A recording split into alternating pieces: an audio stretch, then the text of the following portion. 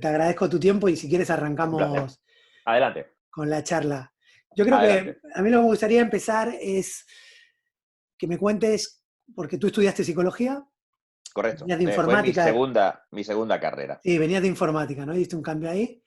Efectivamente, hice 2 años de informática y decidí que no quería ser informático ni trabajar rodeado de informáticos y me fui.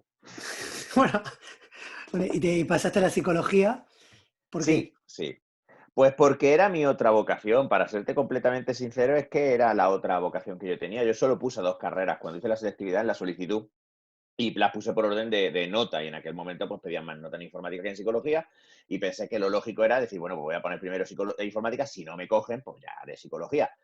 Y me cogieron. El caso es que eso, al cabo hice los 2 primeros años de la superior, los aprobé, pero no quería dedicarme a eso. Entonces dije, me voy a tomar un año, voy a probar psicología por no estar tampoco un año sin hacer nada, voy a pensar y tal. Y bueno, pues en primero ya me enamoré de la carrera y ya pues hasta ahora. Hasta ahora. Pero hay un momento que, aparte de ejercer como psicólogo, te desarrollas como divulgador. ¿Cómo se construye y por Sí, qué? pues como casi todo en mi vida, por chiripa. Por casualidad. Yo escribo en un blog desde el año 2004 más o menos y bueno, pues ahí vas conociendo gente, etcétera. Y un día, hace aproximadamente unos 10 años, me contacta Chema Mateos, que en aquel momento estaba metido en la RP, la Asociación para el Pensamiento Racional, etcétera, etcétera. Y por cosas que me había leído en el blog, porque era un blog más personal que otra cosa, pero también hablaba de psicología, pues le pareció oportuno que invitarme a hacer un Escépticos en el Pub, un evento pues, muy clásico ya, muy, muy conocido en el mundo de la divulgación, pues eso, que tú vas a un bar y das una charla sobre un tema y la gente está allí tomándose cervezas y tal. Y pues nada, me hizo gracia la idea y nos invitaron a mi mujer y a mí a ir a Madrid y a darlo en un pub que había, un irlandés muy grande que cogían el piso de arriba para las charlas. Y entonces, pues la cosa salió bien, me gustó. Y además, pues el vídeo subió a YouTube, tuvo una pequeña repercusión y bueno, pues ya empecé a participar más, me invitaron de escépticos en el Pub Barcelona, una cosa ya va llevando a la otra, ya empezamos también a organizar charlas por nuestra cuenta, de esto que ya dice, oye, pues si quieres que hagamos de una charla, pero todo de una forma muy orgánica, no es una cosa que yo haya dicho, ah, yo voy a ser divulgador, no, esto fue una cosa que fue surgiendo y bueno, la psicología además por suerte, pues es un campo muy amplio, hay muchos temas de los que hablar, sobre todo si eres un generalista, como en mi caso, ¿no? Porque yo he trabajado en consulta y he trabajado como consultor de recursos humanos, he trabajado en diferentes áreas y además me gusta mucho, con lo cual leo y estudio sobre muchas áreas diferentes de la psicología. Y hace cosa de un par de años o 3, yo creo que fue en 2018, a raíz de una charla, la que quizá más difusión ha tenido, una llamada ¿Por qué fracasan las parejas?, me contactaron los organizadores de la TEDx Madrid y me propusieron ir a dar una charla sobre modificación de conducta y eso también supuso un poco más el despegue, ¿no? Porque a partir de ella pues me empezaron a llamar para ir a más eventos de Granando Ciencia, Pint of Science y similares y a raíz de eso pues me contactó Íñigo Gil de la editorial Kailas y me enredó para escribir un libro que publicamos este año que se llama pues Sí, ¿Por qué creemos en mierda? Y ya va por la tercera edición porque la época se presta mucho sí. a la temática del libro.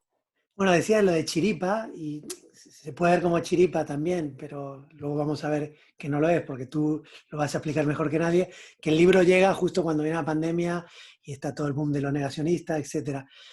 Pero me alegra que digas chiripa porque tú mismo explicas en una charla Sí, basándote en los patrones de conducta que estudió Weisman, que hay gente que tiene suerte porque su conducta o ha estado predispuesto a esa suerte. claro. ¿Cómo es? Lo que Weisman encontró, y eso es una cosa que en su momento, hace ya bastante tiempo, porque estos son libros que leí hace bastante tiempo de este autor, es muy recomendable. Yo, Richard Weisman, recomiendo a todo el que lo quiera buscar, que lo siga, porque es un autor que además hace una divulgación en psicología fantástica.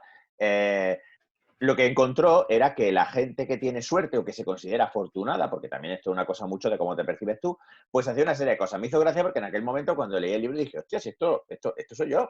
Claro, porque yo siempre me he considerado, no es verdad, yo siempre he considerado que soy un tío muy afortunado, a mí me han tratado muy bien en todas partes, no he tenido eh, los problemas de salud que otras personas pueden haber Mm. tenido, etcétera. O sea, yo siempre he pensado, bueno, pues a mí me ha ido muy bien, que si yo voy a los sitios y me suelen tratar bien y tal. El caso es que Weisman decía que había 4 características que definían a las personas afortunadas, ¿no? Y una de ellas, y quizá la principal, era el estar abierto a aprovechar oportunidades, a percibir y a aprovechar oportunidades. Y eso es una cosa que cuando yo digo chiripa, eh, hay una parte que es puramente azar, o sea, que decir que tú saques Sí. el libro justo antes de una pandemia, evidentemente es azar porque eso, desde luego, Íñigo y yo no lo sabíamos, por Pero mucho que bueno, pero algunos tiene que estar consideren que escrito podemos. el libro, ¿no? Claro, efectivamente, o sea, el libro iba a salir en marzo para aprovechar la feria del libro, ya está, o sea, hay que ir a feria del libro en marzo y pues, eso es lo que hay. Pero, pero sí es cierto que esa propensión que yo tengo, que luego a veces me lleva pues, a momentos como el de ahora, en el que tengo más cosas en marcha de las que realmente puedo manejar bien y que muchas veces la gente dice tienes que echar el freno y tiene razón, Mm. tiene mucho que ver con la suerte porque conoces a gente, te pones en contacto con situaciones, con personas que pueden favorecer que te pasen cosas buenas. Entonces, sí, es chiripa, pero chiripa, como tú bien señalas, entendida en el sentido que define Weisman, ¿no? Como el tema de nunca me propuse ser divulgador, pero cuando surgió la oportunidad dije, pues vamos a probar. Nunca, no era la psicología la primera carrera que yo puse, pero cuando decidí que no quería ser informático, dije, bueno, pues voy a probar. Y ese voy a probar, pues ha acabado resultando bastante positivo.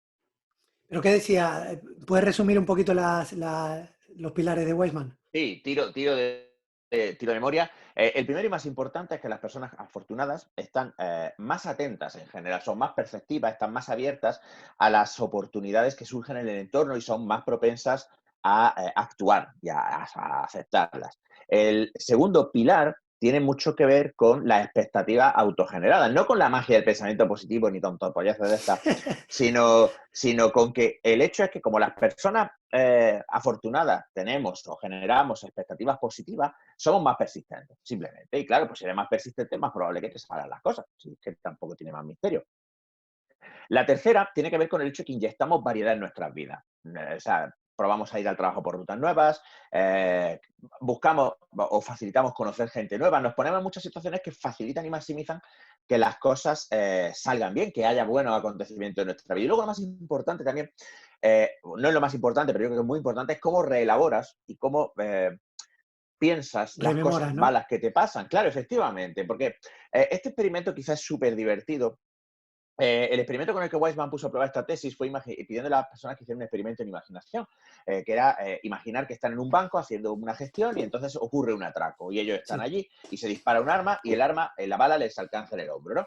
Y entonces las personas afortunadas y las personas que se consideraban desafortunadas revivían, rememoraban, explicaban la experiencia de una forma completamente opuesta.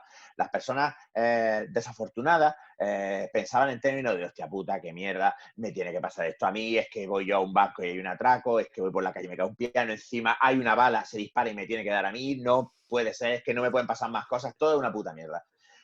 Las personas afortunadas, en cambio, dicen, hostia, que me ha dado la bala en el hombro, me podía haber dado en la cabeza, me podía haber quedado en el sitio, madre mía, además, hostia, qué fuerte. Un atraco en un banco y me ha pillado, qué guapísimo. Imagínate la de veces que voy a contar esta batallita, las cervezas que me van a pegar, a pagar, lo mismo salgo en televisión.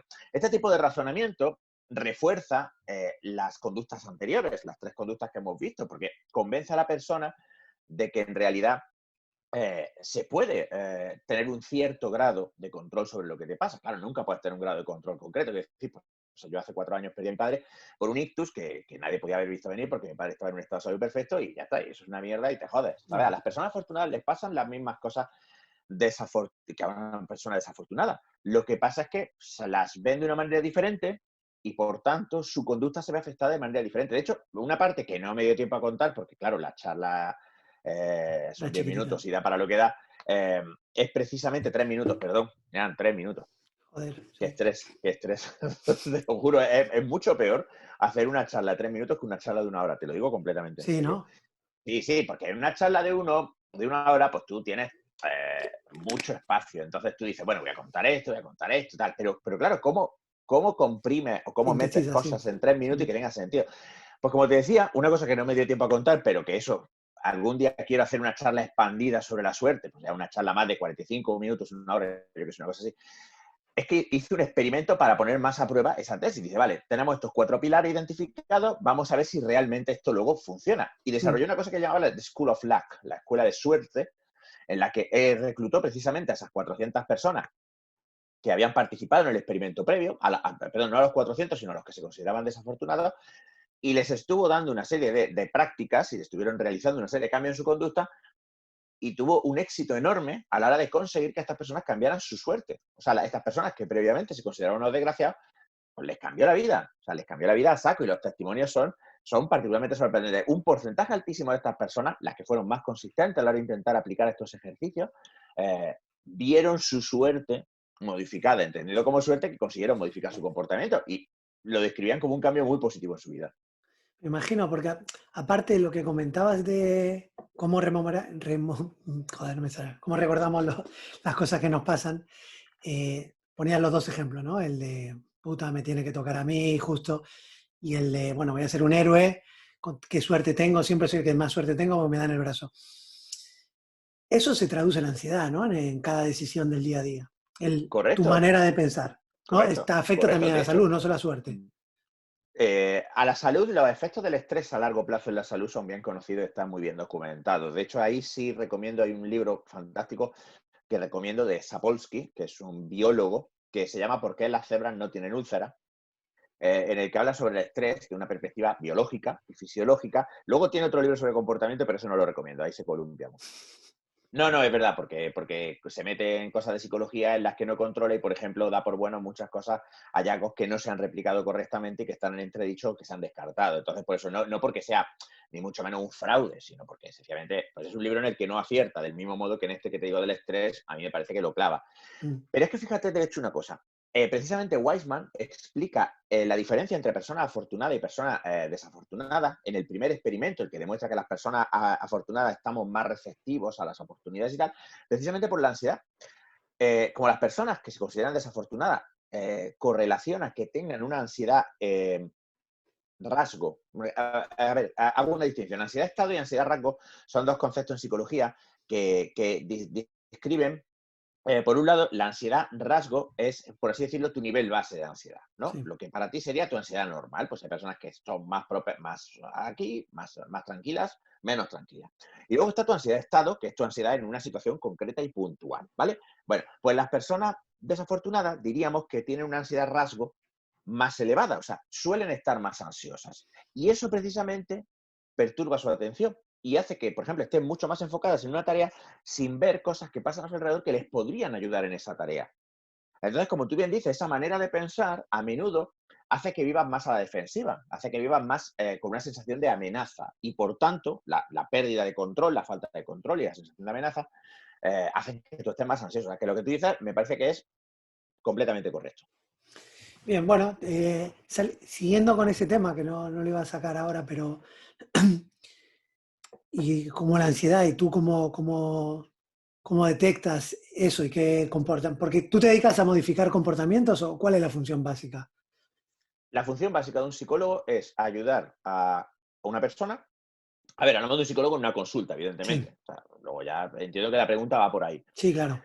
En una consulta, no, pero esto es interesante porque siempre, de un tiempo a esta parte, además yo hago mucho esta causa de la psicología clínica no es toda la psicología clínica es una parte, y además ni siquiera una parte muy grande de la psicología. Pero bueno, en el contexto que hablamos, una persona que llega y dice, oiga, psicólogo, tengo ansiedad. Lo que hace el psicólogo es analizar con esta persona el comportamiento, entendiendo por el análisis funcional de la conducta, un análisis en el que vemos una conducta, en este caso la conducta a la que ponemos la etiqueta de ansiedad, qué es lo que la causa, qué variables del entorno, qué cosas en el entorno de la persona causan Mm. esa ansiedad y qué consecuencias de esa conducta la mantienen y la refuerzan. Porque todas las conductas tienen una función, la ansiedad tiene una función. Tú estás ansioso por algo y además esa conducta se mantiene porque esa respuesta de ansiedad, aunque sea en el momento, te ayuda. Luego otra cosa es que a medio y largo plazo te complique la vida, pero en el momento te ayuda.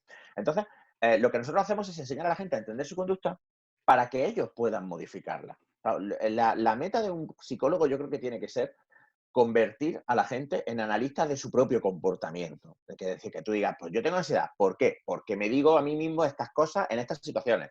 O porque tengo asociadas estas situaciones con fracasar, con sentirme menospreciado y entonces ya anticipo y me pongo nervioso. Con lo cual podemos guiar a la persona tanto a modificar su diálogo interno, que es lo que solemos referirnos cuando hablamos de pensar, Sí. como a modificar su conducta visible, su conducta manifiesta, de forma que esa conducta, al cambiar, cambie también la manera en la que piensa. Claro, es que tienes que imaginártelo como una calle de dos direcciones. O sea, tú puedes cambiar cómo piensas de forma que cambie tu comportamiento o puedes obligarte a cambiar tu comportamiento y acabarás cambiando cómo piensas, que es justo lo que pasaba en el experimento de Weissman.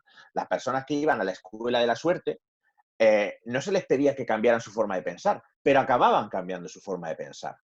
¿Por qué? Porque se les obligaba a hacer ciertas cosas, ciertas tareas, desarrollar, por ejemplo, estrategias para estar más atentos, obligarse a decir que sí cuando alguien les proponía algo en vez de poner excusas para decir que no. Todas estas cosas acababan cambiando su manera de pensar, porque es que somos lo que hacemos. Si tú haces las cosas consistentemente de una manera, tu pensamiento, tu diálogo interno se amoldará a eso para que todo sea consistente. Porque para nosotros es muy importante mantener una sensación de consistencia entre nuestras ideas y nuestras acciones. No sé si estoy derivando mucho o... No, no, no estás derivando. Perfecto, o sea, lo has argumentado, lo que te decía. Y de ahí te iba a preguntar, en relación a otra pregunta de la ansiedad, es, ¿tú estás viendo que este mundo de dispersión hiperconectado está derivando en una ansiedad? ¿Es el teléfono móvil? ¿Te Es llega? una pregunta jodida y además súper pertinente, tío, pero súper pertinente porque es que esta mañana está leyendo un par de estudios sobre esto, o sea, que es que Bueno, lo has clavado. A bueno, ver, te pues cuento. modestia porque podrías haber dicho que la tenías porque lo vas a tener fresco y cuéntamelo. Nada, es que se me da fatal. Soy el peor.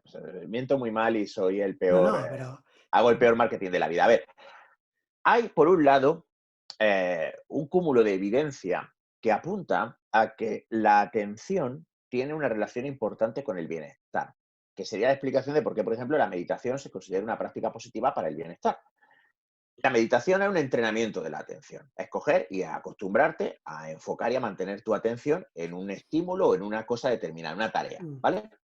Esto parece correlacionar con menos ansiedad. O sea, cuando tú, por ejemplo, por eso actividades como el dibujo, las actividades manuales suelen ser muy gratificantes. Normalmente son actividades en las que tú tienes que prestar atención y entonces eso suele inducir un estado placentero. Vale, eso está por un lado. Pero por otro lado, ahora está surgiendo evidencia nueva que parece indicar que a lo mejor se está sobreestimando el efecto que el uso de teléfonos móviles, por ejemplo, tiene sobre la salud psicológica en adolescentes. De hecho, ahora están saliendo revisiones que apuntan a que el efecto puede no ser tan marcado como parecía. Entonces, ahora mismo la cosa está un poco dividida. En vista de lo que yo he leído, creo que hay aspectos que son negativos en el uso de la tecnología y las redes sociales y que creo que nosotros tenemos que empezar a manejar, como por ejemplo la multitarea. Está absolutamente, ya eso creo que es una cosa muy asentada, que no solo es que los seres humanos no solemos hacer, no sabemos, no podemos hacer multitarea, sino que además tiene un efecto negativo, tanto en las tareas que hacemos como en cómo nos sentimos acerca de ellas. Y hay una evidencia muy convincente de que estar continuamente distraído aumenta la tensión. O sea, te hace sentir más ansioso. Entonces, en ese sentido, mi respuesta sería sí, pero con matices. O sea, tú preguntas, oye, ¿esta sí, tecnología está haciendo que estemos más ansiosos? Yo te diría, yo creo que sí, con matices. Y el matiz que yo haría sería que quizá también estamos atravesando una fase de adaptación, en el sentido de que, bueno, toda tecnología nueva causa una disrupción y hay que acostumbrarse. Quiere decir, la sí, gente se volvía loquísima cuando aparecieron los trenes, etcétera. Creo que lo que diferencia a los teléfonos móviles y estas tecnologías de choques tecnológicos anteriores es el hecho de que son mucho más omnipresentes y además te llaman activamente. Porque claro, hay un meme que a mí me toca los cojones, lo que no me sale ¿cuál escrito, es? pero me toca los cojones un montón. Porque es A que me ver, parece un insulto a la inteligencia de cualquiera. Que es un vagón de tren o tranvía o metro quizá en los años 20, 30, no sé, pues hay un montón de señores con sus periódicos, cada uno leyendo su periódico. Hay un vagón sí, lleno de gente leyendo el periódico, ¿no?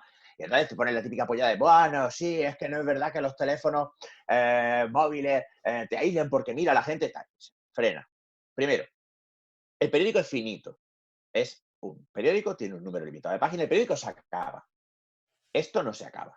Esto no se acaba nunca. mm, Segundo, la gente leía el periódico en un intervalo determinado y luego podía devolver su atención a otras cosas. Cuando estaba leyendo el periódico, además no estaba leyendo 5 periódicos a la vez, estaba leyendo un periódico. ¿Tú estás leyendo el periódico? Bien. En segundo lugar, los periódicos no te llaman, los periódicos no vibran, los periódicos no tiran de ti sí, diciendo, y yo, mira, mira, mira. No. La gente no leía el periódico en la cena, la gente no leía el periódico en mitad de una cita, la gente no leía el periódico en el cine. Tú piensas una cosa, a una reflexión. ¿Cuántos de nosotros somos ahora capaces de ver una película del tirón? Una película estándar, 2 horas, etcétera. sí. Mucha gente no es capaz. Mucha gente te lo dice, yo ya no soy capaz. Un episodio de una serie que pueden ser 40, 45 minutos, ya a mitad ya empiezas a bichear con el móvil, a ver qué ha pasado, etcétera. Hay unos mecanismos conductuales que están muy estudiados detrás de eso. Entonces, yo creo que tenemos que adaptarnos a esta nueva tecnología y encontrar maneras de utilizarla que sean provechosas para nosotros, porque también es cierto que las aplicaciones positivas de esta tecnología son tremendas. Quiero decir, Sí, la capacidad que tenemos de entablar relaciones, la capacidad que tenemos de mantener relaciones sociales, y por supuesto la capacidad de encontrar información. Y ahí entra también otro efecto que yo creo que también puede ser negativo a nivel social, que es la erosión de la confianza de la gente en los medios, en los no, total, científicos, sí. etcétera, porque claro, tenemos más información que nunca. Esta es una pregunta que me hacen mucho. ¿Cómo puede ser que ahora que tenemos más información que nunca? Porque es que lo que tenemos es mucha información, pero lo que no tenemos son filtros. Es Sí, muy no, sí. difícil distinguir información de Total. mierda de la Sí, sí. información válida. Entonces la gente se ahoga. Hay mucha más información de la Sí, que podemos sí. procesar y eso causa ansiedad. Eso causa ansiedad. Bueno, Esa sensación de descontrol causa ansiedad. pero también, Ramón, puede ser que con el móvil, o sea, lo que has dicho tú de consumir información, pero también generamos, no sé cómo definirlo, pero nosotros tiramos información y esperamos ese feedback. O sea, hemos colgado una foto y quiero ver esa aceptación de si me han dado like. He mandado 4 mensajes, no me está contestando. O sea, no es solo la información, sino lo que generamos nosotros que queremos feedback directo, ¿no? E Eso es. inmediato. Claro, porque se juega con el poder que tiene el refuerzo social. La aprobación de los otros, la atención de los otros es uno de los reforzadores más poderosos que existen. Y claro, este refuerzo, y esto es una cosa que hemos explicado muchas veces, muchos psicólogos, llega en las redes sociales de la forma más poderosa que hay, que es el refuerzo variable intermitente. Esto es, cada vez que coges el móvil puede haber algo, o no, es como una tragaperras. De hecho, fíjate, y no es casual, que el gesto para refrescar es el mismo que el que tú haces en una tragaperra. Es un gesto que te da una sensación de control. Entonces tú haces así para ver si hay algo nuevo, haces así para ver si hay algo nuevo, haces así para ver Mm, si hay algo nuevo. Cuando hay algo nuevo, la mayoría de las veces es una chuminada, es una mm. tontería, da igual. Pero de vez en cuando pues aparecen cosas que son importantes, pues un mensaje especial de una persona a la que quieres, una fotografía que es relevante para ti o que te emociona o lo que sea. Con lo cual, ¿qué haces? Aumentar la conducta de prestar atención, aumentar la conducta de consultar, aumentar la conducta de bichear con el teléfono, porque claro, ellos, estas empresas, su beneficio es que tú pases el máximo Mm, tiempo posible mirando la correcto. pantalla. Entonces, como te digo, yo creo que lo que tenemos que hacer como sociedad es encontrar las formas de hacerlo. Y ahí comparto puntos de vista con varios autores que dicen que no debemos esperar que sean estas empresas o la tecnología la que nos solucione esto. O sea, que la solución no puede ser, a largo plazo al menos, utilizar aplicaciones para limitar cómo usamos las aplicaciones, que es lo que Sí. han hecho Google y Apple, esto de ponerte ahora esto de bienestar digital, que ahora te da.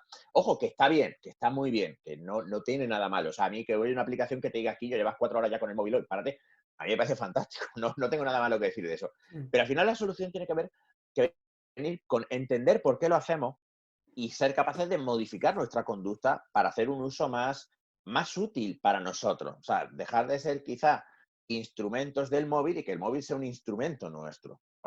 No, y consumir con una utilidad mayor y con mayor criterio, sobre todo. Bueno, la última charla la hablaba con Eduardo Infante, es un filósofo, y hablábamos de eso, de poco pensamiento crítico que hay en las redes y en las conversaciones, donde también te lo he escuchado a ti, donde los titulares son todos, provocan una reacción emocional para atraparnos y nos quedamos ahí, no adentramos ni a ver qué fiable es la fuente, ni qué hay detrás del titular o qué quieren hacer con ese titular.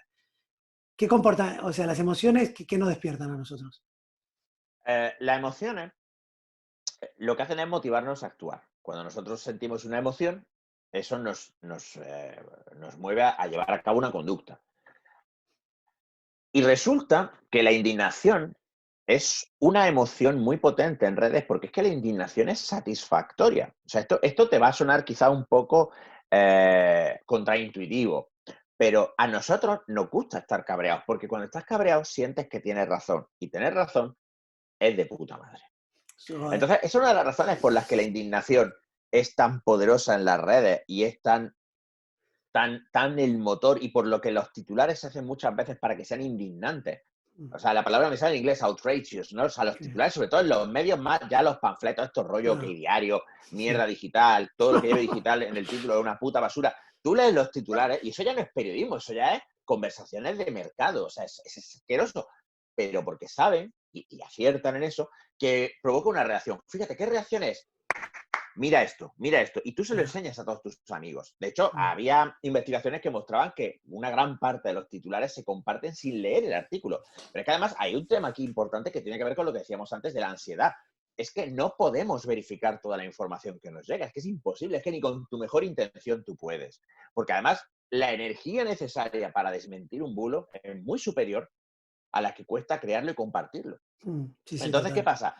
Que yo creo que el adiestramiento viene por la parte de aprender a ser críticos con la fuente. Y con respecto a lo que decías de la emoción, los titulares emocionales, en general, lo que hacen es que dificultan que ejerzamos ese pensamiento crítico. El pensamiento crítico, a fin de cuentas, requiere que no estemos fisiológicamente activados. El pensamiento crítico se realiza mejor cuando estamos en un estado de tranquilidad, que es justo lo que el titular pretende evitar. Entonces, ¿qué se busca? Se busca el suspense, ¿no? El típico, no te creerás lo que pasó a continuación.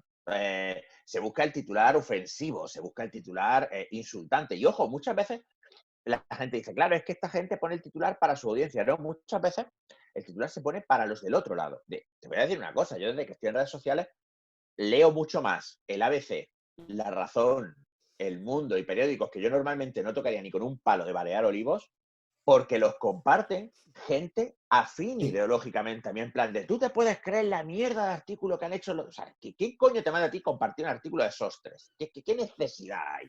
verdad lo que Entonces, dices, sí. claro, la emoción juega un papel esencial porque la emoción dificulta el pensamiento crítico. Y claro, la emoción hace que compremos por impulso, que es la otra cara del uso de las redes sociales, la publicidad del anuncio, el Mm, compra en un clic. Una de las razones por las que a mí a veces, aunque yo lo uso para divulgar, para comunicar y tal, pero me resulta a veces aversivo, Instagram, es el hecho de que cuando tú, pues yo qué sé, vas a mirar las historias de tus amigos o lo que sea, hay anuncios cada dos por puto tres. Y los sí, anuncios además van con el swipe para que digas, venga, compra. Claro, fíjate, es mucho más potente, es mucho más inmediato que la publicidad tradicional, porque la publicidad mm, tradicional, tú veías un anuncio en la tele y entonces tú tenías que decir, hostia, esto me interesa, y tenías sí, que pues, ir a la tienda o llamar a la tienda o hacer otra cosa. Aquí ya ni efectivamente. eso, tú lo ves, y ¡pim! Sí, sí. Cuanta menos fricción hay para realizar una conducta, más probable es que realizamos esa conducta. Entonces, claro, date cuenta que el desarrollo de las interfaces de las redes sociales, el desarrollo de las interfaces de todas estas aplicaciones, siempre va hacia la simplificación. Cuando tú ves a un bebé con un iPad haciendo así. No es que el bebé, es que los nativos digitales, eso es una gilipollez, eso no existe. O sea, los nativos digitales, ¿tú eres tonto o qué? No, de hecho, lo que sí hay investigación es que el uso temprano de pantalla es negativo, va en detrimento de las capacidades cognitivas. O sea, que los críos muy pequeños no deberían Mm, usar estos cacharros, pero no es un mérito del bebé. El bebé es un bebé y el bebé, como todos los bebés, es un cipote. El bebé. Lo que pasa es que han diseñado unas interfaces tan fáciles, tan intuitivas, no para que las ya, usen los bebés, sino para que a nosotros no nos cueste usarlos. Cuando yo empecé a tocar ordenadores, yo empecé con un Spectrum de cassette, de esto, y claro, pues había que programar en BASIC, pues es una mierda. O sea, tienes que escribir comandos, saber cómo escribirlos, la sintaxis, si no lo escribes bien, el ordenador te manda la mierda. Además, en aquella época no había ni mensajes de error, o sea, que tú te equivocabas en algo y búscate la vida para ello. Y no estoy diciendo que fuera mejor, esto no es un mensaje de abuelo cebolleta de mi tiempo. No, pero sí es cierto que había fricción, había una barrera de entrada, tenías sí. que hacer un esfuerzo y era frustrante. Ahora ya no. Entonces, cuando la gente dice que los jóvenes son nativos digitales porque saben ponerse filtros gilipollas con el Snapchat, yo me descojono. Porque eso no tiene absolutamente... Eso es como decir que porque yo juego con un Micro Machines ya soy piloto de carrera. Es que es una sopla pollez con un piano. Todo esto se combina para que pasemos muchísimo tiempo. Y yo el primero, que yo con estas cosas me considero como un fumador que es consciente de lo malo que es el tabaco, pero sigue fumando. Yo el Mm, primero, que yo no, sí, es no difícil salir de esto. superioridad moral por mi parte en esto, cero, ninguna. No, pero Pero bueno, realista sí. pero intento, claro, intento ser honesto conmigo mismo y con lo que hago. Y a mí las redes sociales las uso en parte porque me gratifica y en parte porque para mí como divulgador y como profesional pues han sido un altavoz útil para darme a conocer y para obtener pues oportunidades, clientes, etcétera, etcétera. O sea, es un poco de todo. Claro, Hay un autor que me gusta mucho y que yo lo recomiendo un montón, que se llama Cal Newport, que ha sacado, es un tío que empezó hablando sobre técnicas de estudio, es profesor en la Universidad de Georgetown, profesor de Computational Science, es profesor de ciencias de la computación, Mm, es un señor que sobre todo lo que se dedica a resolver problemas matemáticos, básicamente. Y que luego se dedicó a interesarse más por el tema del trabajo concentrado, lo que él llama el deep work, el trabajo profundo, ¿no? Y que además es una recopilación muy buena de la investigación en psicología sobre este tema de la atención fragmentada y tal. Y lo que él dice es que el problema con las aplicaciones es que tenemos un punto de vista que él llama maximalista, en contraposición con uno minimalista, que es el punto de vista maximalista es si esta aplicación o este aparato puede tener la más mínima ventaja o la más mínima utilidad o lo que sea, lo cojo y lo incorporo a mi vida. Y él lo que propone es un punto de vista más contrario, que es decir, no, quítate todo lo que puedas y empieza a reincorporar cosas a esta actividad, pero pensando muy bien, ¿me hace realmente falta tener una cuenta de Instagram? Sí, después de pensarlo mucho, dices, hostia, sí, de verdad, me hace falta por mi trabajo, o porque así es como me mantengo en contacto con mis amigos, o lo que sea. Vale, pero entonces, antes tú has dicho una cosa que creo que era uso de las redes con pensamiento crítico. Yo creo que quizás es más acertado decir usarlas con intención. O sea, en vez de coger por defecto el móvil o coger por defecto sí, el ordenador, en plan de no sé qué hacer, hago esto, decir, no, voy a coger el teléfono para esto y voy de a entrar manera en más Facebook consciente. para ver. Claro, exacto. O sea, es decir, voy a entrar en Facebook. De hecho, hay autores como Nigel Yal que lo que propone es decir, no dejes de usar las redes sociales, pero asignales un tiempo en tu agenda. Di, pues mira, yo de tal hora a tal hora entro en Facebook, miro lo que hacen mis amigos, les comento, hablo con ellos por allí, lo que sea, y cuando acaba ese tiempo, pues cierro el Facebook y me dedico a otra cosa. Y a mí eso me parece muy sensato. Es decir, estas cosas tienen ventajas. No hace falta quitárselas, no hace falta eliminarlas de tu vida.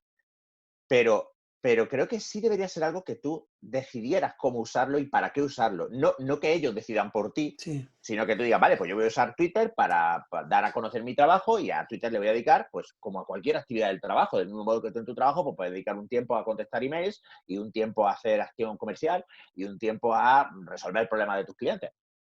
Puedes decir, bueno, pues esto va a tener un espacio y este espacio va a estar ahí controlado y el resto del tiempo mm, me dedico a otras cosas que pueden ser más gratificantes, porque además eso es cierto, la gratificación que se obtiene en redes sociales, yo creo que en muchos casos, no siempre, pero en muchos casos es bastante inferior, es bastante pobre. La metáfora que se hace de la comida rápida me parece que es muy adecuada, ¿no? Esto de es satisfactorio, pero no es muy nutritivo y cuando terminas te quedas con la sensación de podía haber comido mejor, podía haber Sí, hecho algo mejor por mí, ¿no?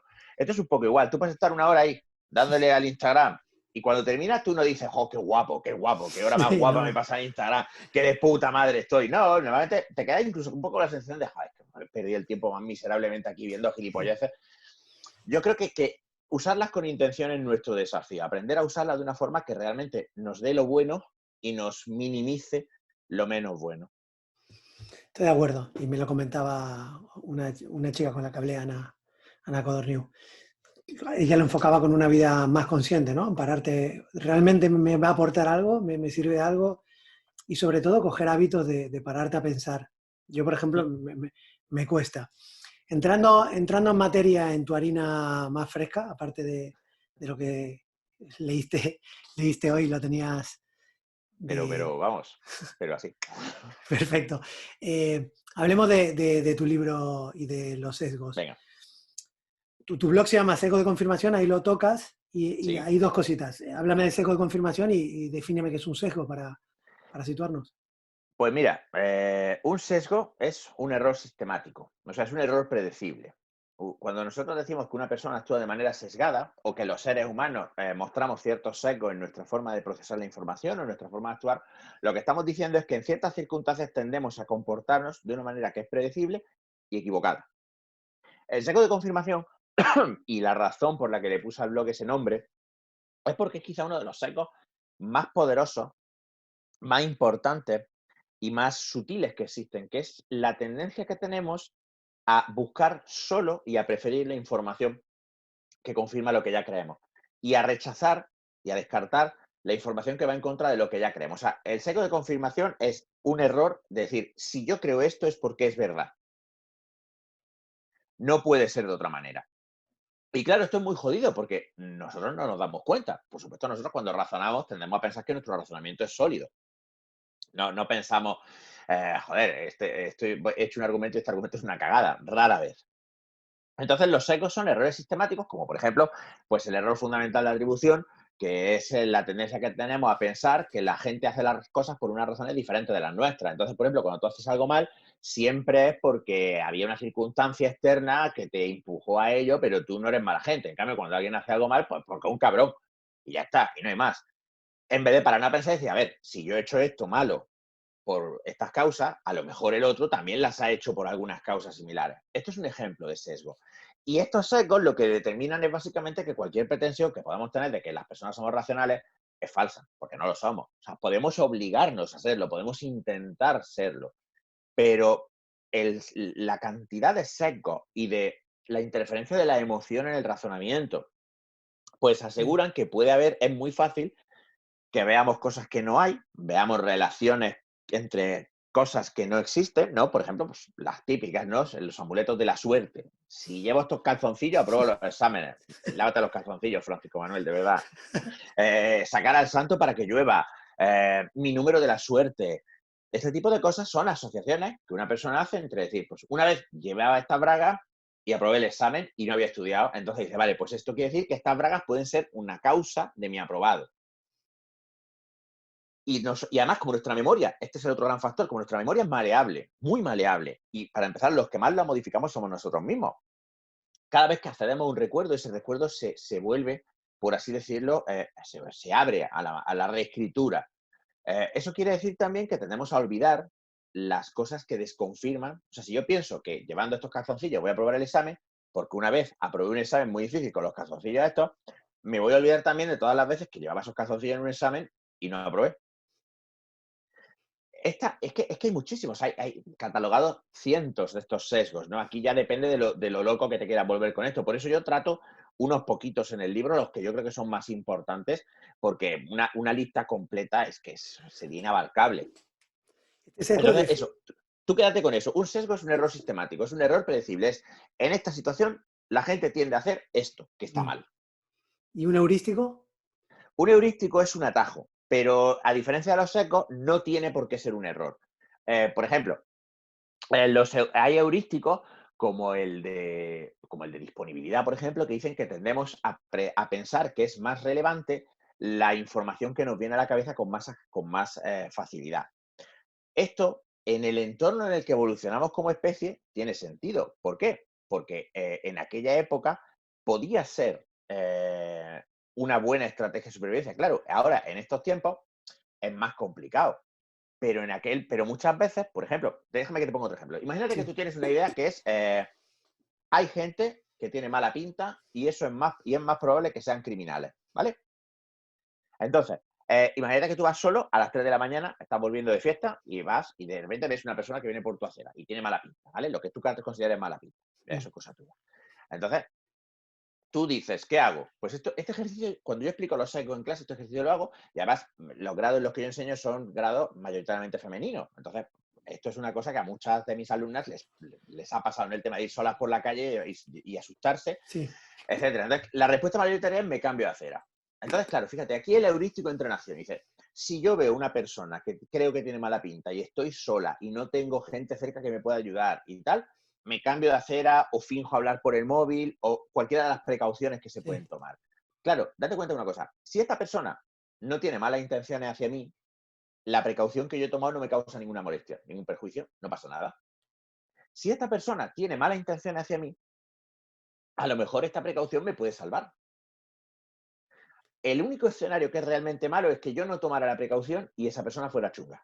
vale. Entonces ahí estaríamos jodidos. Entonces el heurístico lo que hace es que es una regla de comportamiento que nos evita el tiempo y la energía de tomar una decisión. Es un atajo. Entonces tú dices, si pasa esto, hago esto. Esto es un heurístico. Un sesgo es un heurístico que siempre tiende a equivocarse porque siempre deja fuera una parte de la información o Vale, porque le presta demasiada atención a una parte de la información. vale. En el sesgo de confirmación, que está muy bien porque no soy experto en sesgo ni nada, pero entiendo que abarcará mucho a la manera de sesgar información, de coger lo que me interesa. y hablábamos al principio porque tu libro llamó la atención, Mm, lo vemos en todas las conspiranoias, negacionistas, etcétera, ¿no? correcto, correcto. O sea, tú piensas una cosa. Cuando hablamos de pensamiento conspirativo, la conspiranoia, tenemos que entender varias cosas. La primera, la variable causal o los estímulos causales.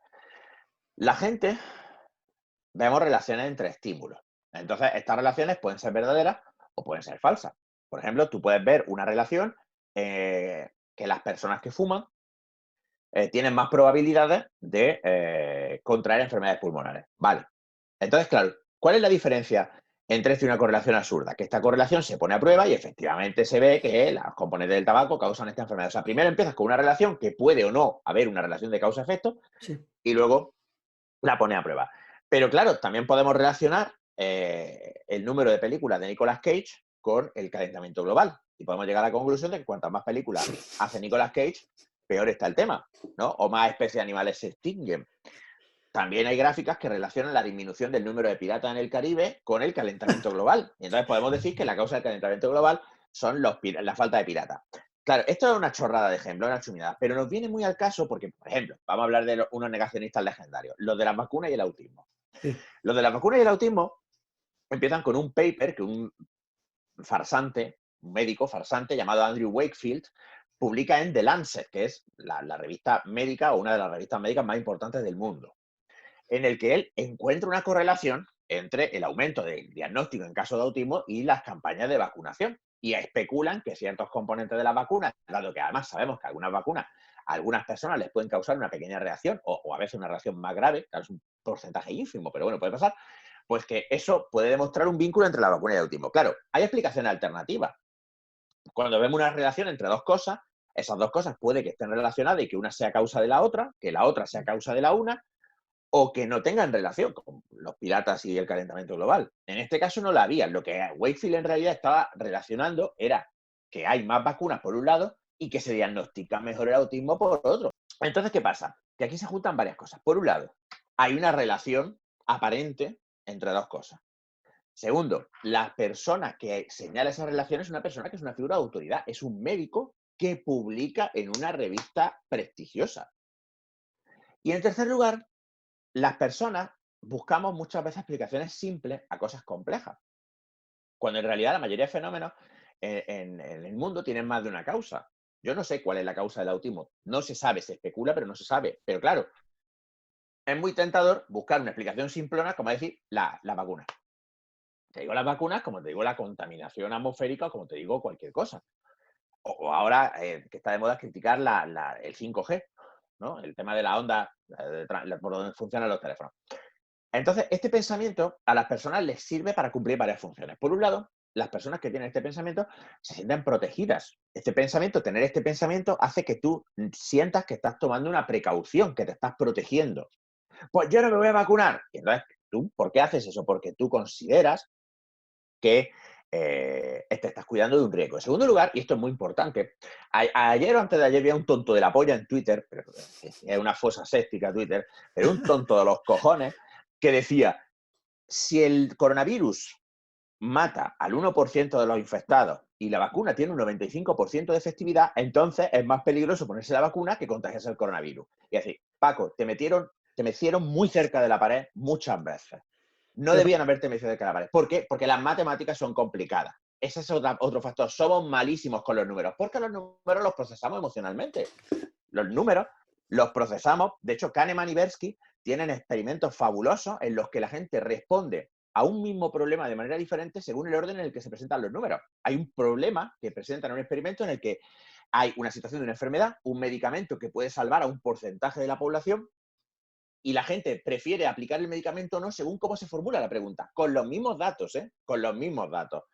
Entonces, claro, lo que el tonto de la polla no se da cuenta es decir, si el coronavirus mata al 1% y el 95% de los vacunados no desarrolla síntomas, eso quiere decir que el coronavirus solo mataría al 5% del 1%, con lo cual estamos hablando de una disminución brutal del número de fallecidos. Tonto la polla. Pero claro, la gente no sabe, no sabe porque no tenemos muchas veces esta formación, no puedes tener formación en todo, y luego en segundo lugar porque no es una cosa intuitiva. Es una cosa que te tienes que sentar y tienes que pensar y tienes que hacer el cálculo y tal, y no tenemos tiempo. Todas estas cosas favorecen muchísimo el hecho de que se desarrollen estas teorías. Y además, otro refuerzo importante es el refuerzo social. Yo soy parte del grupo de los que saben la verdad. Fíjate las palabras que usan ellos para Sí, designar sí, sí, sí. a los demás. Los borregos, Sí. el La rebaño. sociedad está No, dormida, lo que estamos no como despiertos, yo, que etcétera. soy el lobo solitario, el verso Sí. suelto. Tú eres un contable de Alcántara, desgraciado. ¿Qué estás contando? ¿Tú te crees que de verdad a Bill Gates le importa un carajo lo que tú compras cuando vas al Mercadona? Soplapolla. Pero claro, te sientes importante, te sientes relevante, como que tú tienes un secreto tal. Y esto es una cosa que no creo que se vaya a ir nunca. O sea, yo creo que siempre habrá pensamiento irracional, siempre habrá creencias absurdas, siempre habrá supersticiones. Lo que sí podemos estar contentos es que a medida que vamos teniendo más desarrollos científicos, tecnológicos, eh, podemos buscar mejores herramientas para mostrar a la gente lo que es el pensamiento crítico, porque hay una evidencia muy moderada, de que formar en pensamiento crítico tiene algún efecto. Algún efecto es un efecto pequeño, ¿eh? O sea, no pensemos que es una vacuna, pero algo ayuda. Entonces, si mezclamos formar más y divulgar más el pensamiento crítico con ayudar a la gente a aprender a identificar qué fuentes son fiables de cuáles no, aprender a que la gente se tome conciencia de cómo sus emociones muchas veces les descarrilan. Eso de párate y piensa antes de compartir esto. Estoy compartiendo una chorrada. Mm. Quizá ahí podemos reducir un poco esta influencia que los bulos y demás están teniendo, porque no somos más crédulos que antes. Lo que pasa es que los bulos ahora viajan más rápido y más deprisa. Y si me permite un último apunte, porque estoy dando una turra importantísima, No, dale, dale, dale. vamos a darnos cuenta de que además la tecnología no solo puede ser la respuesta. Por ejemplo, había una disciplina en el siglo XIX, prima hermana de la psicología, que era la frenología. La frenología era una idea de que se podía averiguar la personalidad de la gente por los bultos de la cabeza, por la forma de los huesos de la cabeza y tal. Esto se ve mucho en la literatura de Julio Verne, ¿no? Por ejemplo, que Julio Verne describe un personaje y te dice, tenía el mentón así que indicaba tenacidad y la frente de esta manera que indicaba liderazgo y la nariz de esta otra que eran pasiones. No sé qué. Esto es una gilipollez como una casa. O sea, eso de que tu cara depende de tu personalidad es una apoyada. Bueno, pues hay ahora un resurgir de la frenología, porque los frikis de Silicon Valley, que es por lo que yo dejé la informática, porque es que no se les puede sacar del sótano, han decidido que tú puedes coger algoritmos de inteligencia artificial que progresen y procesen imágenes faciales y entonces con eso te sacan análisis de la personalidad, te sacan unas polladas, pero eso se está usando para seleccionar personal, no te lo No pierdas. jodas, O sí. sea, sin joder. O sea, esto lo llaman morfopsicología, que es una cosa que se basa en una tesis que hizo un señor aquí en Barcelona, que la presentó porque en una universidad es evidente que puede hacer una tesis doctoral de cualquier cipotada y además cum laude, y tres polladas más que están intentando investigar como para darle apoyo empírico, no lo va a tener porque es estúpido, es absurdo.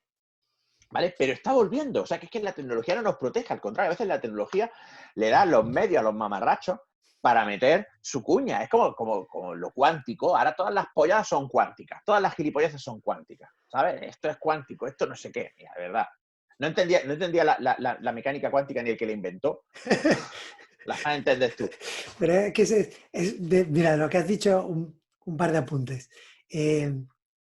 Y lo que pasa es que voy a abrir un melón que va, cuando la abra vas a arrancar seguro. Pero bueno, si quieres arrancar te lo digo. Primero lo hablaba también con Eduardo. Uno son los referentes. Ahora el que mueve opiniones y el más escuchado no es el más preparado. Y vosotros en divulgación lo veráis. Tú eres psicólogo y hablará de tu campo un montón de gente porque se le ha dado bien en su grupo de yoga llevar a la Los gente, coaches, ¿sabes? los coaches, Ahora arrancamos. Y si los quieres, coaches. que para abrir el melón, dale, pero que quería retomar otra cosa, es el intrusismo que hay ahora en la época de Internet y de los influencers, que se puede ver en preparación física, hay gente que ha estudiado, se ha preparado y ahora de repente uno que tenga más bíceps y sea mejor con la cámara o le eche más huevos o se quiera vender más, le va a ir mejor. En todos, pero es que en psicología, ahora escuchas a todo el mundo hablando de la mente y de lo que es bueno y lo que no es Claro, malo. Entonces, ese creo que es un gran problema, ¿no? A quién escuchamos y quiénes son nuestros referentes y a quién efectivamente. retuiteamos o compartimos, porque Efectivamente. tú le... A ver, de nuevo, como tantas otras cosas, y aquí voy a hacer un inciso muy breve, yo creo que tendemos a pensar que vivimos una época excepcional y no lo creo, no estoy conforme con esa idea. ¿Por qué me explico? Nosotros siempre hemos sido susceptibles a la popularidad. O sea, tendemos a darle credibilidad a una persona por el mero hecho de ser popular. Y esto no es de ahora, esto es desde Mm, siempre. O sea, eso de... esto Cialdini, Robert Cialdini, un psicólogo que estudia la influencia, lo llama principio de prueba social. Si muchas personas están de acuerdo en algo, ese algo parece más creíble aunque sea una chorrada, ¿no? Como que en ciertos momentos de nuestra sí, historia lo razonable, lo racional era creer en Dios, porque no era racional concebir que no hubiera un Dios y todo el mundo está de acuerdo, etcétera. Esa es la razón por la que además muchas veces los defensores de las polladas son muy proselitistas, porque si mucha gente cree en mi pollada, no puede ser una pollada. efectivamente, Entonces, en sí. este sentido, los influencers juegan con la carta de, pues yo qué sé, sale una chiquilla o un chiquillo en Instagram enseñando el culo, las tetas, los bíceps, lo que sea, se juntan miles de pajeros allí a tocarse la chorra viendo las fotos, que me parece muy bien, que estoy súper a favor de que la gente se toque la chorra, estoy súper a Perfecto. favor. Y entonces no es cerveza, ¿eh? Que es que hay gente que luego se cabrea y dice, es que No, promueve el eso se alcoholismo. nota. Anda, que si yo pudiera promover el Beers on my alcoholismo por tomar body. una cerveza en un vídeo, iba a estar yo trabajando, ¿sabes? Es, El caso, es muy buena lo que pone lágrimas de mi cuerpo, ¿no? pero el lágrima de mis estudiantes, sí, pero es que esto me lo regalaron mis estudiantes. Ah, student, había dicho my Sí. body, entendido. No, no, no, Student. no son pacientes, no. Yo intento cada vez menos usar la palabra paciente porque yo no creo que muchos de los problemas psicológicos se puedan catalogar como enfermedades, pero eso es otro melón. Entonces, el intrusismo además aquí se ve complicado por varias razones más. Una es que con la psicología, con la conducta, como Mm, con la economía, como con otros muchos campos, tendemos a creer que sabemos mucho más de lo que sabemos porque tenemos experiencia cotidiana de ello. ¿A qué me refiero con esto? A que tú, a fin de cuentas, tienes una información superficial sobre política, tienes una información superficial sobre economía, entonces te pones a hablar, ojo, yo el primero, de política y de economía y tal, cuando en realidad muchas veces pues, tu información no es suficiente o para entender lo que está pasando o para explicar sí, lo que está pasando. Con nuestra conducta pasa un poco igual. Todos tenemos una experiencia de nuestra propia conducta. Y entonces, todo eso nos hace pensar que somos muy buenos entendiendo nuestra conducta, cuando muchas veces eso no es así. Y no porque haya un inconsciente ni polla mirar, el inconsciente no existe, eso no es verdad. Sino porque sencillamente no hemos sido capaces de analizar de forma minuciosa qué estímulos del ambiente actúan como señalizadores para nuestra conducta. Entonces nos inventamos explicaciones súper floridas de no, porque yo es que en el fondo, no sé qué, tú en el fondo apoyas, tú eres más plano que un azulejo, tú y yo y todo. Pero claro, hay que hacer ese análisis antes. Entonces todo el mundo cree que entiende por qué las cosas se hacen. Entonces, pues, por eso, por ejemplo, a pesar de que hay una evidencia abrumadora de que endurecer el código penal no tiene ningún efecto en la delincuencia, la gente lo primero que hace es decir, pues no, no, no, más años de cárcel, pena de muerte hasta por tirar un chicle al suelo, no sé qué. Y dices tú, pero tú eres tonto en primer lugar porque tú acabarías en la guillotina el primero. En segundo lugar, porque la realidad es que tú estás hipotetizando sobre una conducta que tú no harías, que tú no entiendes por qué esa persona ha mm, llegado a hacer esa conducta, con lo cual tú tampoco entiendes si esto puede disuadir a la persona desde hacer esa conducta. Pena de muerte ha existido durante casi toda la vida y la gente ha seguido delinquiendo, aunque les pudiera costar la vida. Entonces, claro, esto se complica luego por otro lado por el hecho de que efectivamente, el estudio de la mente es un estudio que tiene una tradición larguísima, especulativa, y la ciencia de la conducta, la ciencia de la psicología es relativamente joven. La psicología se considera que comienza en 1879. No la inventó Freud, no digáis que la inventó Freud, que me cago en vuestros muertos. La inventó un señor llamado Wilhelm Wundt, que hizo un laboratorio en Leipzig donde sí. intentaba estudiar fenómenos psicológicos básicos como la percepción, la memoria, la atención, pues con muchas limitaciones, pues porque los medios de aquella época pues eran los que daban, ¿vale? Entonces, claro, ¿qué pasa? Que en comparación con los miles de años de tradición filosófica y especulativa sobre por qué hacemos las cosas, Sí. con todo, además, ideas que son completamente acientíficas, como el hecho de el espíritu, el alma, la inteligencia, Mm, la mente. Claro, eso nos complica las cosas porque tienes que luchar contra siglos de tradición que muchas veces son siglos de conclusiones completamente acientíficas y inventadas. Y luego hay otro factor más que es el hecho de que los psicólogos hemos sido nulos, en general, nulos, eso se está revirtiendo ahora, pero hemos sido nulos, en divulgar y en dar a conocer los descubrimientos y los principios de la ciencia de la psicología. Y es descojonante, porque te encuentras a gente en Twitter, en las redes, usando sus móviles, ¿no? Que te dicen, Buah, es que la mente humana es una cosa muy complicada de comprender, cuando ellos están usando un aparato que se ha diseñado según unos principios de modificación de conducta para que se peguen todo el puto día pegado escribiendo tontería en el Twitter, ¿sabes? O sea, no entiendes tu conducta tú, Paco, que eres tonto. No la entiendes tú, que eres un cipote. Porque te garantizo que el tío que ha diseñado esta aplicación entiende perfectamente cómo funcionas. Al menos entiende lo suficiente para hacer que tú te pegues al producto. Entonces, claro, yo creo que se juntan esos tres factores. Con el primero y el segundo poco podemos hacer. Que sí, todo el mundo, por ejemplo, cree que entiende su conducta y eso es una cosa humana y no creo que podamos hacer gran cosa. Luchar contra la tradición, pues bueno, tampoco podemos borrar todo lo que ha venido antes de nosotros. Entonces yo creo que donde tenemos que poner el foco es en el tercer aspecto, en dar a conocer, en divulgar la ciencia de la conducta, sus aplicaciones, sus descubrimientos, que se vea que la ciencia de la conducta, esto es otra pelea que tengo siempre, no es que es una ciencia social, tu puta madre, ciencia social. La psicología es una ciencia natural y es una ciencia natural porque la conducta humana es natural y la conducta social es una conducta natural, es un fenómeno natural, no es mágica, no es sobrenatural. Manolo, no lo es. Y que los seres humanos efectivamente seamos animales sociales no hace nuestra conducta diferente de la conducta de las termitas o de los pingüinos. La hace diferente de forma cualitativa y evidentemente nosotros expresamos conductas que otros animales no expresan, eso es indudable. Pero en las leyes, hay unas leyes de la conducta que son universales, las leyes del aprendizaje son universales. El condicionamiento operante, el condicionamiento clásico funcionan igual en una persona que en un oso, que en un gato, que en una paloma. Entonces, eso es lo que tenemos que hacer llegar al gran público. Que hay una ciencia y hay unas aplicaciones de esa ciencia que están rigurosamente investigadas, tan rigurosamente como cualquier otra ciencia, y que podemos usarlas para, tanto para nuestra vida cotidiana como para cosas mucho más trascendentes. Pero claro, ahí también el intrusismo viene por el cuarto factor, que es la nula capacidad y nulo interés tanto de universidades como colegios oficiales, estos son quizás los peores, como las instituciones en general, por marcar una raya y decir, no, esto es psicología, esto es la ciencia de la psicología y todo esto son pollas en vinagre.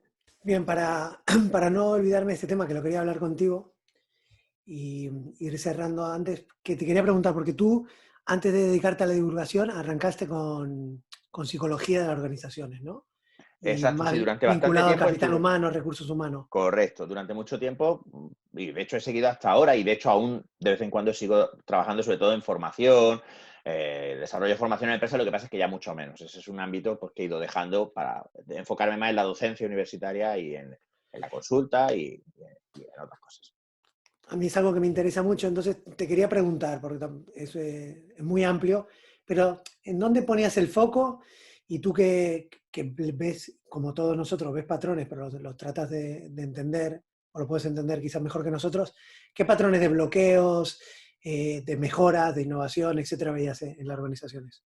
El campo es un erial, es un yermo. Es terrible y es una de las razones por las que lo acabé dejando. Porque en la psicología, no es porque no haya buena psicología de las organizaciones, por supuesto hay psicólogos que hacen un trabajo estupendo de investigación y de trabajo en ese campo, sino porque luego la aplicación es un desastre. Para empezar, la mayoría de personas que aplican políticas de recursos humanos aplican políticas que no tienen ningún tipo de base en la evidencia. De hecho, vamos a pararnos en la base. Hay un psicólogo llamado Richard Nisbett que hace una pila de años demostró que las entrevistas de selección no valen absolutamente para nada precisamente por todos estos sesgos que hemos estado comentando. Que un proceso de selección normalmente es un proceso en el que el entrevistador elige a la persona que le cae mejor y elabora una justificación de por qué esa persona es la más adecuada. Esto Richard Nisbett lo llamaba la ilusión del entrevistador. Claro, si en realidad si lo piensas tiene todo el sentido del mundo. ¿Cómo vas tú en 45 minutos, en una hora, a conocer a una persona como para poder predecir que esa persona va a encajar bien en una organización y tal? O sea, no la hay. De hecho, cualquier cosa, un test de inteligencia, una prueba profesional, lo que sea, predice mejor el rendimiento de un empleado que una entrevista. Pero ¿cómo se siguen haciendo las selecciones de personal? Entrevistas. Entrevistas con gente, mandar el currículum, etcétera, etcétera. El estado es abismal. Entonces, primero, no se entiende lo que motiva a la gente, ni se entiende la conducta de la gente. Con lo cual, las empresas siguen utilizando medidas de motivación, como son los incentivos dinerarios, que lo que hacen es muchas veces recompensar conductas completamente inéticas, inadecuadas, cortoplacistas y que muchas veces tienen consecuencias desastrosas en la empresa. No se entienden las dinámicas de grupo. La gran mayoría de lo que se escribe sobre liderazgo son vacuidades y chuminadas sin el menor contenido científico. Entonces, el campo de la psicología de las organizaciones, en la teoría hay gente haciendo un trabajo muy válido, pero eso no llega a la aplicación. No llega porque es complicado, claro, ¿Por es que qué tú no piensas una llega? cosa. Claro, tú piensas una cosa. Es muy fácil coger a un coach y que te dé una charlita motivacional. Es muy fácil. Es muy fácil desarrollar algunos sistemas sencillos de incentivos, pues variables, bonus, etcétera, etcétera. Es muy sencillo. en comparación con, por ejemplo, hacer un análisis conductual a fondo que requiere un periodo largo de observación de los trabajadores a los que vamos a ayudar. Requiere un registro minucioso de la conducta de los trabajadores. En base a eso hay que hacer un análisis. En base a ese análisis se diseñan medidas. Estamos hablando de proyectos que se pueden hacer, y yo los he hecho, que llevan tiempo, y que, claro, cuesta mucho. La gente lo que quiere es una solución rápida. El empresario lo que dice es, no, yo te pago lo que sea, tú vienes, me das un curso de X horas. Esto me ha pasado 1000 veces, ¿no? Decir, bueno, pues vamos a contratarte para que des un curso para motivar a la gente. Pero pues ya, si tú quieres motivar a la Claro, gente, pues págales bien, hijo de puta, dales descanso, trátalos bien, yo qué sé, sí, motívalos tú, cabrón, yo no tengo que motivarles. Cuando yo he trabajado en formación, normalmente me oriento más al desarrollo de habilidades. He dado muchísimas formaciones, por ejemplo, sobre psicología de la persuasión y de la influencia para vendedores, pero sí, centrándonos en prácticas concretas. Es decir, mira, concreta, haz sí. esto, haz esto, haz esto. Esta es la teoría que hay detrás.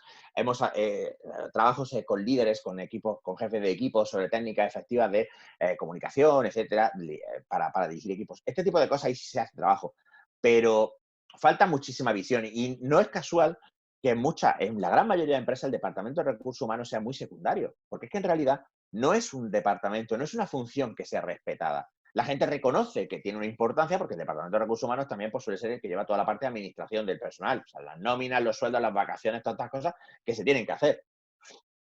Pero cuando llegamos a la parte del manejo de la conducta de las personas, hay una gran desconfianza y ganada a pulso, además, porque no hay área de la empresa más propensa a la magufería y a la chorrada que el área de recursos humanos. Entonces, yo acabé muy, muy, muy cansado de todo aquello y además, bueno, pues por cambios en mi vida personal, pues tener hijas, etcétera, también llega un momento en el que dice, mira, a mí esta vida de consultor, de viajar mucho, ir a dar talleres, formaciones aquí y allá, ir a ver clientes, tal, ya también me, y por suerte, por chiripa, coincidió con empezar la docencia universitaria y decir, hostia, pues esto me gusta, esto me agrada, vamos a ello. Bueno, yo creo que has nombrado dos cosas importantes y una es que para hacer un cambio y para crear un clima laboral que motiva a la gente, etcétera, tiene que ser a largo plazo. Y en las empresas donde hay un mucho corto plazo, donde hay un director que quiere objetivos y no va vinculado con la propiedad, es complicado. Cuando se mira más a largo plazo, se crea y se ve que tú has dicho pagarle más, pero no es el único incentivo, ¿eh? O no es a veces el que más despunta. No, no, no, no, no. Y lo que te La iba a realidad es que preguntar, porque a lo mejor tú dices que no, pero nosotros lo utilizamos para seleccionar y es un método que yo creo que funciona y lo veo que es fiable en lo que puede ser dentro de lo cortito que es. ¿Conoces el método DISC de comportamiento? sí, el DISC es un cuestionario, hay diferentes versiones. Sí, Yo lo he utilizado y claro, es lo que le pasa a muchos test psicométricos. Eh, Aporta una información valiosa, pero solo aporta la información que aporta. O sea, esto es un poco circular, déjame que elabore. sí, Por ejemplo, en un proyecto en el que estuve trabajando como responsable de recursos humanos, en una firma de ingeniería, se utilizaba el DISC. Y se sí, utilizaba el DISC porque en el mapa de competencia, en el perfil de sí, competencia de uno de los puestos, una de las cuestiones que se valoraban era la atención al detalle. ¿Por qué? Porque son personas que trabajaban con planos y era muy importante que los planos se trabajaran, se revisaran minuciosamente y que no hubiera ningún error, porque un error en el plano podía suponer miles de euros en tener que sí, rehacer una obra. En ese sentido, por ejemplo, el DISC, una de las características que medía era precisamente esa atención al detalle, sí. era un buen predictor. Entonces, a igualdad de cualificaciones, nos decantábamos por alguien que diera un mejor resultado en el DISC.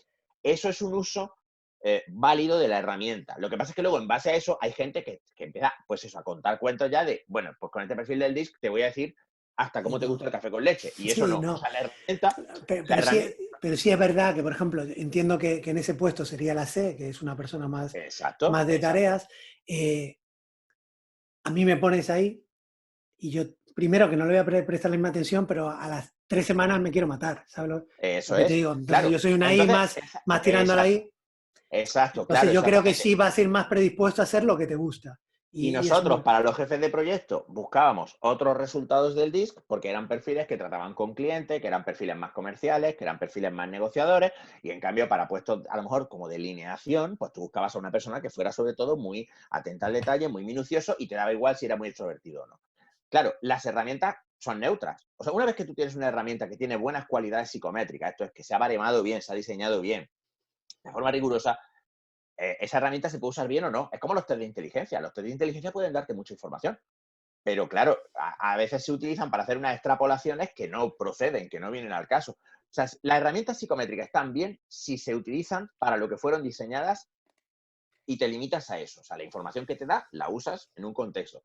El problema que tienen es que la información que dan es mucho más limitada de lo que nos gustaría. Tú piensas una cosa, por ejemplo. Tú imagínate que yo te paso un test de personalidad a ti, Mm. ¿vale? Y se lo paso a otras personas. Y tengo el perfil de personalidad de toda mi empresa. Perfecto. Con esa información, yo no puedo predecir cómo te vas a llevar con tu compañero al lado. Porque no existe esa literatura, no existe. Porque no puedes estudiar eso de forma No, científica en desde el luego. campo, porque, claro, hay mil cosas que pueden influir en que tú te lleves bien o mal con tus Mm. compañeros. Pero bueno, Claro, pero sí puedes filtrar que hay gente que le gusta trabajar sola y otra en equipo. claro, pero piensa que al final, la que ha demostrado mejor efectividad a la hora de valorar la adecuación de una persona es la prueba de trabajo. Es que haga una prueba, o sea, por ejemplo, en muchas empresas de IT, se le pide a las personas que programen algo, que resuelvan un problema de código o algo así y se les ve cómo trabaja. Y luego ya, pues el resto de cosas se van haciendo. Yo creo que sobre todo es importante crear un entorno en el que se tenga muy claro con cada norma, con cada regulación, con cada bonus, qué se está incentivando y qué no. Porque antes te has dicho una cosa que es muy relevante, que es el tema del cortoplacismo. Un problema que tienen precisamente muchas de las políticas de bonus, sobre todo en los directivos y en los altos directivos, y que además, como tú muy bien has señalado, están desligados de la propiedad, esto es que el CEO o el tío que dirige la empresa no es el dueño de la empresa, No, quiere dar es, resultado a coger la pasta que tiene en claro, 4 años. exacto.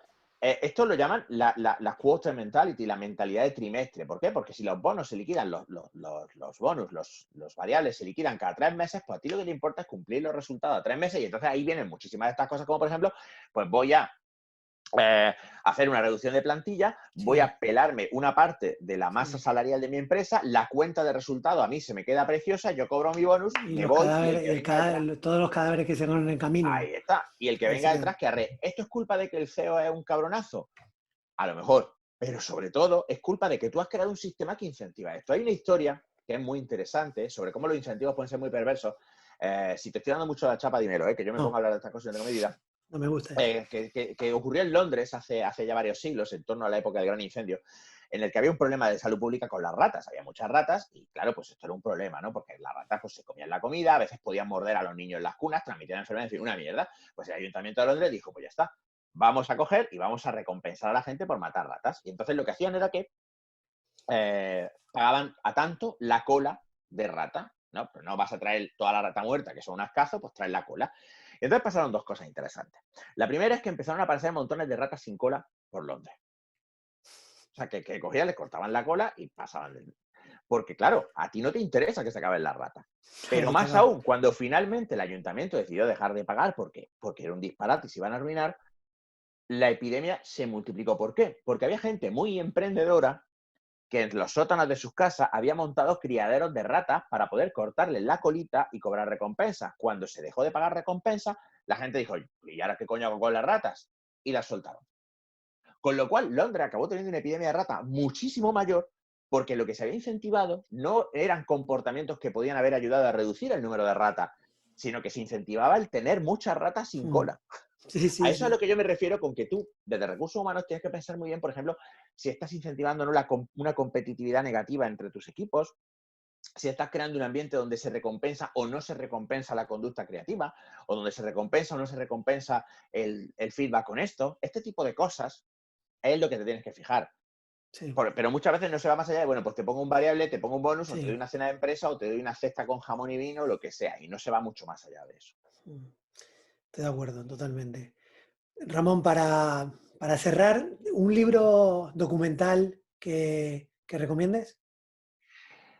Yo creo que el libro mejor para acercarse a la psicología científica es uno que es difícil de encontrar, que se llama Modificación de conducta de Martin y Pear. Ese es para mí el libro más asequible y más interesante que se puede encontrar sobre cómo entrar en este mundo. Si no puedes, Sí, otro libro en español, además, de Vicente Pérez y otros colaboradores, que es exquisito, es Procesos psicológicos básicos, para empezar a entender cómo nos emocionamos, cómo aprendemos a hablar, cómo pensamos, cómo percibimos, explicado de una forma también muy clara y muy amena. Yo creo que son los dos libros que a día de hoy, mañana igual son otros, pero a día de Vale. hoy son los dos que yo recomendaría para acercarse a la psicología como ciencia. Porque luego ya eh, depende mucho de a qué área de la psicología te quieres acercar, yo te recomendaría unos u otros. Que Vale, pero no es lo mismo. para adentrarse, esos dos. Exacto, exacto. Pero para empezar, si tienes uno de estos dos y lo estudias, vas a tener una muy buena base para seguir avanzando. Estupendo. Si te quieren contactar, ¿en tu blog o en dónde? Exacto. En mi blog o en sesgodeconfirmación.com es la forma más fácil de contactarme. Hay un formulario para enviarme un email. También estoy activo en las redes sociales, en Twitter, con mi nombre, Ramón Nogueras. Y además en la bio de Twitter tengo un enlace, un Linktree con todos los sitios en los que estoy, etcétera. Y vamos, que es fácil encontrarme. No es complicado. Bueno, pues estupendo. Nada, me queda agradecerte la gran charla y que me hayas dedicado A ti. tiempo ahora, que no se va a ir a comer. No, ya he comido tempranito, precisamente. Ahora me voy a estirar un rato. Bueno, pues te lo agradezco mucho, Ramón. Un placer. Y un Nada, saludo muy fuerte a todos tus espectadores y nada, ya nos vamos viendo por ahí. por supuesto.